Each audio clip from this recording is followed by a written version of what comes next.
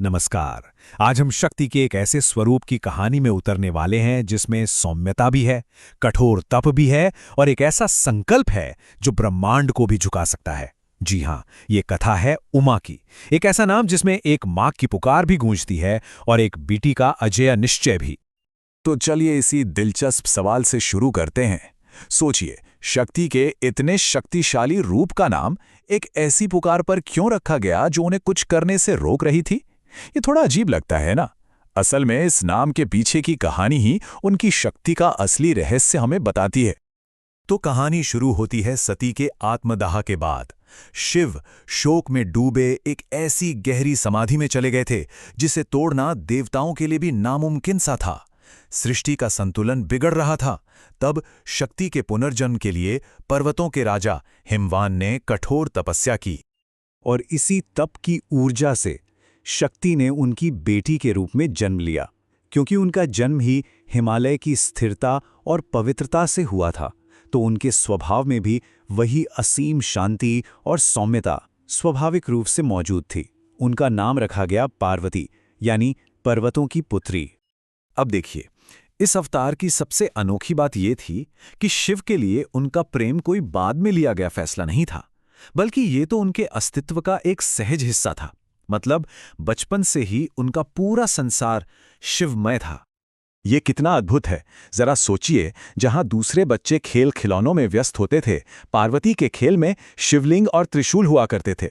उनके बैठने का ढंग किसी सिद्ध योगी जैसा होता था और उनकी आंखों में शिव के लिए एक गहरा, शांत प्रेम हमेशा झलकता था। और जब नारद मुनि ने उन्हें उनके इस दिव्य उद्देश्य की याद दिलाई, तो उन्हें कोई हैरानी नहीं हुई। उन्होंने बस शांति से इसे स्वीकार किया, जैसे वो एक ऐसी सच्चाई सुन रही हों जिसे उनकी आत्मा पहले से ही जानती थी। ये उनके गहरे आत्मज्ञान को दिखाता है। लेकिन यहां एक बहुत बड़ी चुनौती थी।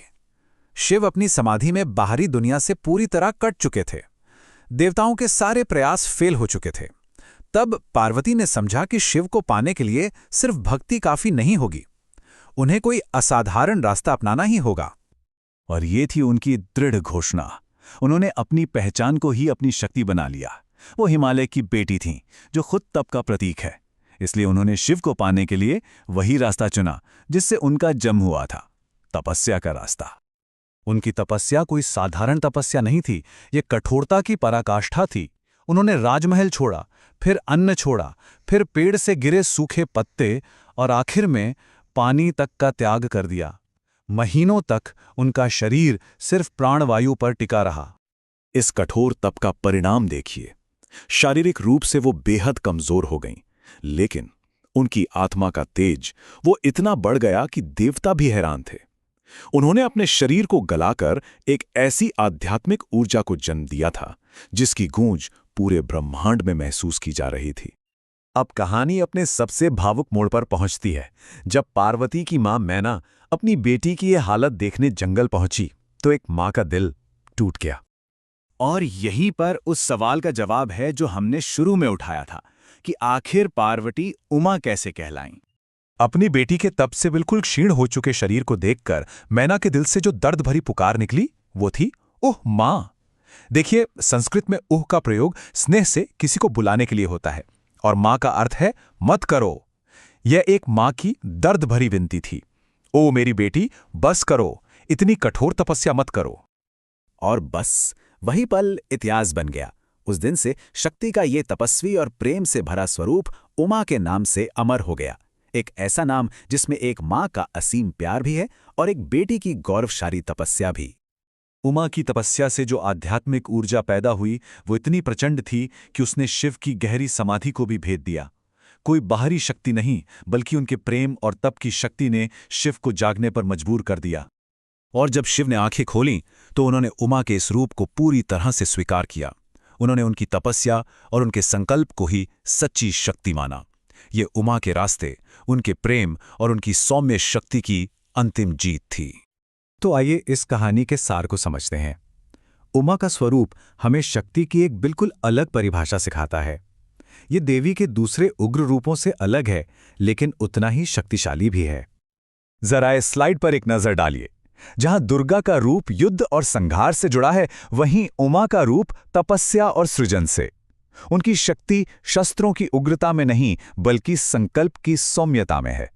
ये कमजोरी नहीं है, बल्कि एक अलग तरह की शक्ति है जो प्रेम और आत्मनियंत्रण से पैदा होती है। तो इस अद्भुत कहानी से हम क्या सीख सकते हैं? पहला सबक ये कि सच्चा प्रेम भी एक तरह की तपस्या ही है। दूसरा कि सौम्यता कमजोरी नहीं, बल्कि संकल्प की सबसे बड़ी ताकतों में से एक है। और सबसे महत्वपूर्ण बात कि स्त्री केवल सौंदर्य का प्रतीक नहीं, बल्कि व्रत, भक्ति और तप की नींव है। अंत में उमा की कहानी का यही परम संदेश है। उनकी तपस्या ने यह साबित किया कि दृढ़ संकल्प से कुछ भी हासिल किया जा सकता है, और उनके प्रेम ने यह दिखाया कि उस संकल्प से पूरे ब्रह्मांड में एक सकारात्मक बदलाव लाया जा सकता है। तो यह विश्लेषण हमें इस गहरे सवाल के साथ छोड़ जाता है, क्या असली ताकत बाहरी शोर और आक्रामकता में है, या उस शांत, अटूट संकल्प और भक्ति में जो समय और स्थान से भी परे जा सकती है? ये वाकई सोचने वाली बात है।